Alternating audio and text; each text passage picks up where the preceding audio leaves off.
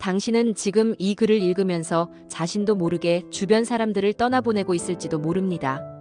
거울 앞에 서면 오늘 생긴 여드름부터 새로 난 주름까지 세세하게 확인하면서도 정작 타인의 눈에 비친 자신의 모습은 평생 한 번도 제대로 들여다본 적이 없는 사람들이 있습니다.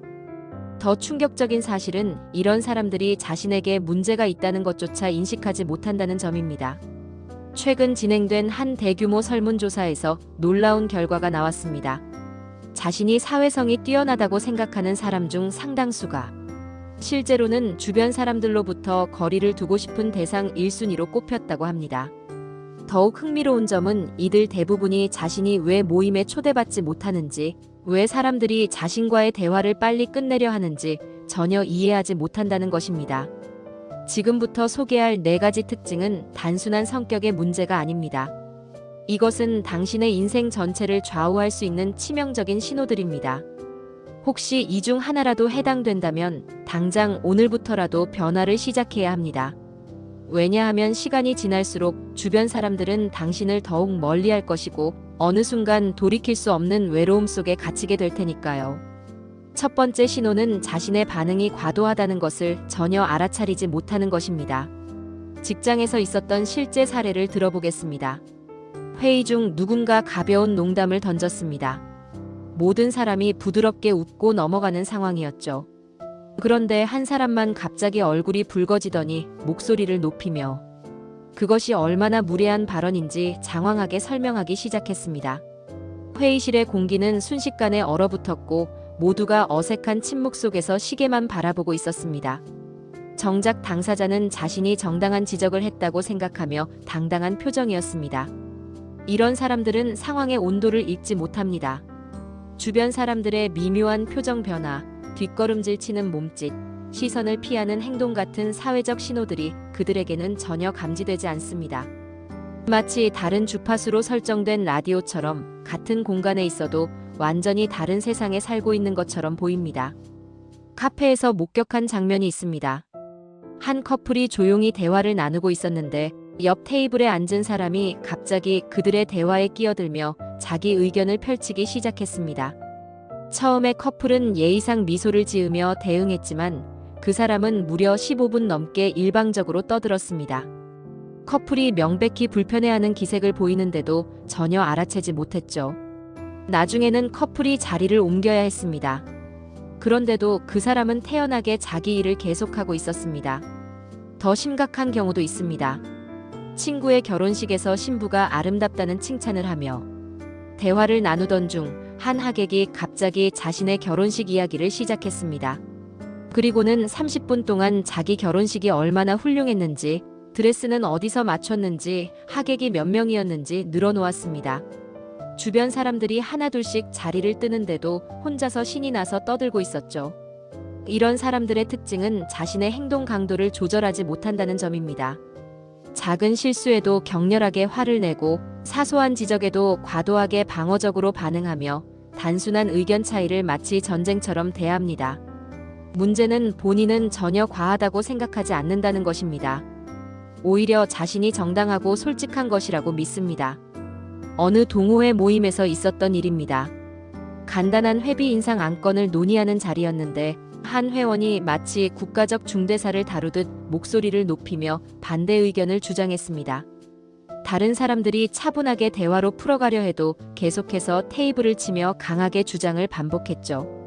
결국 그날 모임은 불편한 분위기 속에 일찍 끝났고 다음 모임부터 그 사람에게는 연락이 가지 않았습니다. 하지만 본인은 자신이 왜 연락을 받지 못하는지 이해하지 못했습니다. 심지어 선의의 충고조차 과도하게 받아들입니다. 누군가 친절하게 조언을 해주면 자존심이 상했다며 며칠씩 화를 내거나 관계를 끊어버리기도 합니다. 가벼운 피드백을 인격적인 모욕으로 해석하고 건설적인 비판을 악의적인 공격으로 받아들입니다. 이렇게 되면 주변 사람들은 점점 진실을 말하기를 두려워하게 되고 그 사람만 진실로부터 고립됩니다. 두 번째 신호는 대화 중 상대방의 말을 끊는 것이 습관처럼 되어 있다는 점입니다. 이것은 단순히 조급한 성격의 문제가 아닙니다. 더 깊은 곳에 있는 심각한 문제의 징후입니다. 실제로 대화를 관찰해보면 이런 사람들은 상대방의 입이 열리는 순간부터 이미 자기 차례를 기다리고 있습니다. 아니, 기다리는 것도 아닙니다. 상대방이 말하는 중간중간에 끼어들 틈을 찾고 있는 것입니다. 한 회사의 팀 미팅에서 벌어진 일입니다. 신입사원이 용기를 내어 자신의 아이디어를 발표하기 시작했습니다. 그런데 겨우 두 문장을 말했을 때 선배 직원이 말을 끊으며 그 아이디어가 왜 작동하지 않을지를 설명하기 시작했습니다. 신입사원은 당황한 표정으로 입을 다물었고 사실 자신이 제안하려던 것은 선배가 비판한 것과는 전혀 다른 내용이었습니다. 하지만 다시 말문을 열 기회는 주어지지 않았습니다. 그 선배는 신입사원의 말을 끝까지 듣지도 않고 판단해버린 것입니다. 더 심각한 상황도 있습니다. 친구가 힘든 일을 겪고 위로를 구하며 이야기를 시작했습니다. 그런데 한 친구가 이야기를 다 듣기도 전에 자신도 비슷한 경험이 있다며 끼어들기 시작했습니다. 그리고는 자기 이야기로 대화를 완전히 바꿔버렸죠. 처음 이야기를 시작한 친구는 자신의 감정을 다 표현하지도 못한 채 듣는 역할로 전락했습니다. 나중에 그 친구는 다시는 그 사람에게 고민을 털어놓지 않게 됩니다. 가족 모임에서도 이런 일이 벌어집니다. 한 사람이 최근에 있었던 재미있는 일을 이야기하려고 하는데 누군가 계속해서 끼어들며 자기 이야기를 합니다. 결국 처음 이야기를 시작한 사람은 자신의 이야기를 끝까지 하지 못하고 그냥 웃으며 넘어갑니다. 이런 일이 반복되면 그 사람은 점점 모임에서 말을 아끼게 되고 나중에는 아예 참석하지 않게 됩니다. 말을 끊는 사람들의 머릿속을 들여다보면 흥미로운 패턴이 보입니다. 그들은 상대방의 말을 듣는 동안에도 계속 자기 생각을 정리하고 있습니다. 상대방의 단어 하나하나를 진심으로 경청하는 것이 아니라 자신이 할 말을 준비하는 시간으로 사용합니다. 그래서 상대방이 아직 이야기를 다 끝내지 않았는데도 이미 답을 준비하고 있고 기회가 되면 바로 끼어듭니다. 온라인 모임에서도 마찬가지입니다. 화상회의 중 한 사람이 화면을 공유하며 설명을 시작했는데 다른 참가자가 계속해서 끼어들며 질문을 던지고 자기 의견을 말합니다. 발표자는 자꾸 흐름이 끊겨 당황하고 다른 참가자들은 짜증이 나기 시작합니다. 하지만 끼어드는 사람은 자신이 적극적으로 참여하고 있다고 생각합니다. 이런 사람들과 대화하고 나면 묘한 피로감이 듭니다. 이야기를 다 하지 못했다는 찝찝함, 제대로 이해받지 못했다는 서운함, 존중받지 못했다는 허탈함이 남습니다. 그리고 다음번에는 그 사람과 깊은 대화를 나누고 싶지 않게 됩니다. 가벼운 인사만 나누고 빨리 헤어지고 싶어집니다. 더 큰 문제는 이런 패턴이 직장 생활에도 영향을 미친다는 점입니다. 회의에서 계속 말을 끊는 사람은 동료들로부터 신뢰를 잃습니다. 승진 심사에서도 좋지 않은 평가를 받게 됩니다. 협업이 중요한 프로젝트에서 제외되기도 합니다. 본인은 열정적이고 적극적이라고 생각하지만 주변에서는 독불장군이라고 평가합니다. 세 번째 신호는 인간미의 부족입니다. 이것이 가장 치명적일 수 있습니다. 친구가 취업에 성공했다는 소식을 전했습니다. 다들 진심으로 축하하며 기뻐했지만 한 사람만 시큰둥한 반응을 보였습니다. 축하한다는 말은 했지만 입가에는 미소가 없었고 곧바로 화제를 다른 곳으로 돌렸습니다. 나중에는 자기도 예전에 더 좋은 회사에 합격한 적이 있다는 이야기를 꺼냈죠. 친구는 축하받는 기쁨보다는 미묘한 불편함을 느꼈습니다. 더 충격적인 상황도 있습니다. 한 직장 동료가 가족에 부고 소식을 전했습니다. 모두가 진심 어린 위로를 건넸지만 한 사람은 형식적으로 한마디만 하고는 곧바로 업무 이야기를 꺼냈습니다. 심지어 그날 저녁 회식 장소를 논의하기 시작했습니다. 슬픔에 잠긴 동료는 그 순간 깊은 배신감을 느꼈고 그 사람과는 영영 거리를 두게 되었습니다. 일상적인 대화에서도 이런 특징은 명확하게 드러납니다. 누군가 어려운 상황을 토로하면 진지하게 듣는 척하다가도 금방 지루해합니다. 그리고는 자신의 경험담으로 화제를 전환합니다. 상대방의 고민보다는 자기 이야기가 더 흥미롭고 중요하다고 생각합니다. 한 엄마 모임에서 있었던 일입니다. 한 엄마가 아이의 학교 적응 문제로 고민을 털어놓았습니다. 다른 엄마들이 공감하며 조언을 나누는데 한 사람이 갑자기 자기 아이가 얼마나 학교에서 인기가 많은지 이야기하기 시작했습니다. 그것도 무려 20분 동안이나 말입니다. 처음 고민을 이야기한 엄마는 더 이상 말을 꺼내지 않았고 집에 돌아와 혼자 울었습니다. 공감 능력의 부족은 작은 일상에서도 계속 나타납니다. 함께 영화를 보는데 감동적인 장면에서 다들 눈물을 글썽이는데 혼자만 무표정합니다. 친구가 반려동물을 잃고 슬퍼하는데 그냥 다시 키우면 되지 않냐고 말합니다. 동료가 프로젝트 성공을 기뻐하는데 별것 아니라는 듯이 반응합니다. 더 심각한 것은 타인의 불행에서 은근한 만족감을 느끼는 경우입니다. 친구가 시험에 떨어졌다는 소식을 들었을 때 겉으로는 위로하지만 속으로는 안도합니다. 동료가 승진에 실패했을 때 동정하는 척하면서 우월감을 느낍니다. 이런 감정은 말이나 표정으로 미묘하게 드러나고 상대방은 본능적으로 느낍니다. 생일 파티에 초대를 받았는데 선물도 없이 빈손으로 나타납니다. 누가 아파서 입원했다는 소식을 들어도 문병을 가지 않습니다. 친구가 이사를 하는데 도움을 요청해도 바쁘다는 핑계로 피합니다. 하지만 정작 자신이 도움이 필요할 때는 당연하다는 듯 연락합니다. 식당에서 함께 식사할 때도 차이가 드러납니다. 다른 사람들은 음식을 고르게 나눠 먹는데 혼자만 좋은 부위만 골라 먹습니다. 계산할 때도 자기 몫보다 적게 내려고 합니다. 작은 이익에 집착하면서도 본인은 합리적이라고 생각합니다. 네 번째 신호는 공격적인 말투입니다. 이것은 가장 직접적으로 사람들을 밀어내는 요인입니다. 평범한 대화 상황입니다. 영화에 대한 의견을 나누는 중인데 한 사람이 다른 의견을 말하자마자 그게 왜 틀렸는지 공격적으로 반박합니다. 그냥 다른 관점이 있다는 것이 아니라 상대방의 의견이 명백히 잘못됐다는 식으로 말합니다. 대화는 즐거운 교류가 아니라 이기고 지는 싸움이 됩니다. 직장에서는 더욱 심각합니다. 후배가 보고서를 제출하면 단 한 가지 좋은 점도 찾지 않고 잘못된 부분만 지적합니다. 그것도 매우 날카롭고 비난조의 어투로 말합니다. 후배는 위축되고 자신감을 잃게 됩니다.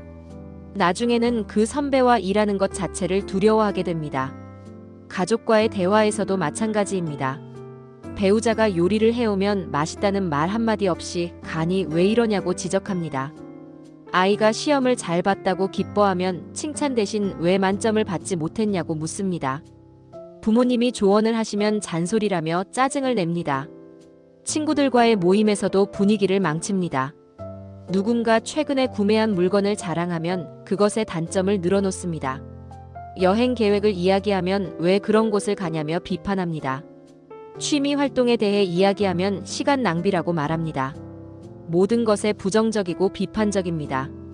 특히 사소한 실수에도 과도하게 반응합니다. 누군가 약속 시간에 5분 늦었을 때 다른 사람들은 괜찮다고 하는데 혼자만 한참을 기다렸다며 화를 냅니다. 음식점에서 주문이 조금 늦게 나오면 점원에게 공격적으로 항의합니다. 운전 중에 다른 차가 끼어들면 욕설을 퍼붓습니다. 온라인에서는 더욱 심해집니다.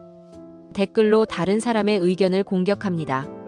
논리적인 반박이 아니라 인신공격에 가까운 말을 합니다. 자신과 다른 생각을 가진 사람은 모두 틀렸거나 무지하다고 생각합니다. 토론은 진리를 찾는 과정이 아니라 상대를 굴복시키는 전쟁입니다. 주변 사람들은 이런 사람과 대화하는 것을 피하게 됩니다. 무슨 말을 해도 공격받을 것 같고 편안하게 자기 생각을 표현할 수 없기 때문입니다. 회의에서도 이런 사람이 있으면 다들 입을 다뭅니다. 좋은 아이디어가 있어도 공격받을까봐 말하지 않습니다. 심지어 칭찬조차 공격적으로 들립니다. 잘했다고 말하면서도 어떤 비꼬는 뉘앙스가 섞여 있습니다. 고맙다고 말할 때도 진심이 느껴지지 않습니다. 사과할 때도 미안한 마음보다는 어쩔 수 없이 하는 것처럼 보입니다. 이런 말투는 습관이 되어 본인도 인식하지 못합니다. 자신은 솔직하게 말하는 것뿐이라고 생각합니다. 진실을 말하는 것이 잘못은 아니지 않냐고 항변합니다. 하지만 진실을 전달하는 방식에는 1000가지가 있습니다. 같은 내용이라도 어떻게 말하느냐에 따라 사람을 살릴 수도 죽일 수도 있습니다. 이 4가지 특징이 무서운 이유는 본인이 전혀 인식하지 못한다는 점입니다. 주변 사람들이 하나둘 떠나가도 그 이유를 이해하지 못합니다. 자신은 변한 게 없는데 왜 사람들이 멀어지는지 의아해합니다. 심지어 상대방의 문제라고 생각하기도 합니다. 요즘 사람들이 너무 예민하다고, 농담도 못 받아들인다고, 진실을 말하면 화를 낸다고 불평합니다. 하지만 진실은 다릅니다. 사람들은 당신을 피하는 것이 아니라 당신과 함께 있을 때 느끼는 불편함을 피하는 것입니다. 당신을 싫어하는 것이 아니라 당신과의 상호작용에서 오는 정서적 소진을 피하는 것입니다. 당신이 나쁜 사람이라서가 아니라 당신과 함께 있으면 행복하지 않기 때문입니다. 더 안타까운 것은 시간이 지날수록 이런 패턴이 고착화된다는 점입니다. 처음에는 가끔씩 보이던 행동이 점점 잦아지고 나중에는 그것이 완전히 당신의 일부가 됩니다. 그리고 어느 순간 돌아보면 주변에 아무도 남아있지 않습니다. 결혼식에 초대할 친구가 없고, 힘들 때 전화할 사람이 없고, 기쁜 소식을 나눌 상대가 없습니다. 직장에서도 마찬가지입니다. 능력은 있지만 사람들과 함께 일하기 어려운 사람으로 낙인 찍힙니다. 승진해서 번번이 누락되고 중요한 프로젝트에서 제외됩니다. 회사에서의 성공은 능력만으로 이루어지지 않습니다. 사람들과 어떻게 관계를 맺느냐가 더 중요할 때가 많습니다. 그렇다면 어떻게 해야 할까요? 첫 번째는 인정하는 것입니다. 이 글을 읽으며 단 한 가지라도 마음에 걸리는 부분이 있다면 그것을 부정하지 마세요. 변명하지 마세요. 모두가 그렇다고 별일 아니라고 치부하지 마세요. 용기 있게 인정하세요. 나에게도 이런 면이 있을 수 있다고 받아들이세요. 두 번째는 관찰하는 것입니다. 오늘부터 자신의 행동을 객관적으로 관찰해 보세요. 대화할 때 자신이 말하는 시간과 듣는 시간의 비율을 체크해 보세요. 상대방의 표정이 어떻게 변하는지 주의 깊게 살펴보세요. 사람들이 자신과의 대화를 빨리 끝내려 하지는 않는지 확인해 보세요. 세 번째는 피드백을 구하는 것입니다. 정말 용기가 필요한 일이지만 가까운 사람에게 솔직한 피드백을 요청하세요. 자신의 어떤 점이 불편한지, 어떤 행동을 고쳤으면 좋겠는지 물어보세요. 그리고 그 답을 들을 준비를 하세요. 방어하지 말고 변명하지 말고 그냥 들으세요. 네 번째는 연습하는 것입니다. 하루아침에 변하기는 어렵습니다. 작은 것부터 시작하세요.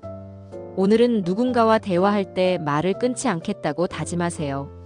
내일은 상대방의 좋은 소식을 진심으로 축하해주겠다고 결심하세요. 모레는 부드러운 말투로 대화하겠다고 연습하세요. 다섯 번째는 공감을 배우는 것입니다. 상대방의 입장에서 생각해보는 연습을 하세요. 저 사람이 왜 저런 말을 했을까? 저 사람은 지금 어떤 감정일까? 내 말이 저 사람에게 어떻게 들렸을까? 끊임없이 질문하세요. 처음에는 어색하고 부자연스럽겠지만 계속하다 보면 자연스러워집니다. 여섯 번째는 기다리는 것입니다. 말하고 싶은 욕구를 억제하고 끝까지 들어보세요. 반박하고 싶은 충동을 참고 상대방의 의도를 먼저 파악하세요. 자기 이야기를 하고 싶은 마음을 누르고 상대방이 다 표현할 때까지 기다려보세요. 일곱 번째는 온화함을 연습하는 것입니다. 같은 말이라도 부드럽게 하는 연습을 하세요. 비판할 때도 상대방의 자존심을 지켜주는 방법을 배우세요. 의견을 말할 때도 명령조가 아닌 제안의 형태로 표현하세요. 여덟 번째는 감사를 표현하는 것입니다. 사람들이 당신에게 해준 작은 친절에도 진심으로 고마워하세요. 당연하게 여겼던 것들에 대해 감사를 표현하세요. 상대방의 노력을 인정하고 칭찬하세요. 변화는 쉽지 않습니다. 오랜 시간 굳어진 습관을 바꾸는 것은 고통스러운 과정입니다. 때로는 자신이 억울하게 느껴질 수도 있습니다. 왜 나만 변해야 하나, 상대방도 문제가 있지 않나 하는 생각이 들 수도 있습니다. 하지만 기억하세요. 당신이 변화를 시작하는 순간 당신의 인생이 달라지기 시작합니다. 진짜 변화는 극적인 순간에 일어나지 않습니다. 매일매일 작은 선택의 축적입니다. 오늘 한 번 말을 끊지 않기, 내일 한 번 진심으로 공감하기, 모레 한 번 부드럽게 말하기. 이런 작은 실천들이 모여서 당신을 완전히 다른 사람으로 만듭니다. 그리고 언젠가 당신은 깨닫게 될 것입니다. 사람들이 당신과 함께 있을 때 편안해한다는 것을, 당신의 전화를 받고 기뻐한다는 것을, 당신과의 대화를 즐거워한다는 것을, 그때 비로소 진정한 행복이 무엇인지 알게 될 것입니다. 인간관계는 인생에서 가장 중요한 자산입니다. 돈도, 명예도, 권력도 외로움을 채워주지 못합니다. 결국 우리를 행복하게 만드는 것은 따뜻한 관계입니다. 그리고 그 관계는 당신이 어떤 사람이냐에 달려 있습니다. 지금 이 순간이 변화의 시작입니다. 내일이 아닌 오늘, 나중이 아닌 지금 시작하세요. 당신의 용기 있는 한 걸음이 당신의 미래를 완전히 바꿀 것입니다. 완벽해질 필요는 없습니다. 다만 어제보다 나은 사람이 되려고 노력하면 됩니다. 그 노력 자체가 이미 아름다운 변화의 시작입니다. 사회성은 타고나는 것이 아닙니다. 학습하고 연습하고 발전시키는 능력입니다. 지금 당장은 부족해 보여도 괜찮습니다. 중요한 것은 변하겠다는 의지와 지속적인 노력입니다. 당신이 진심으로 더 나은 사람이 되고 싶다면 이미 절반은 성공한 것입니다. 오늘 이 영상이 당신에게 작은 깨달음을 주었기를 바랍니다. 혹시 이 내용이 도움이 되었다면 구독 버튼을 눌러주세요. 여러분의 성장과 행복한 인간관계를 위한 더 많은 콘텐츠로 찾아뵙겠습니다. 좋아요와 알림 설정도 해두시면 새로운 영상을 가장 먼저 만나보실 수 있습니다. 댓글로 여러분의 생각과 경험도 나눠주세요. 함께 성장하는 우리가 되었으면 좋겠습니다. 다음 영상에서 만나요.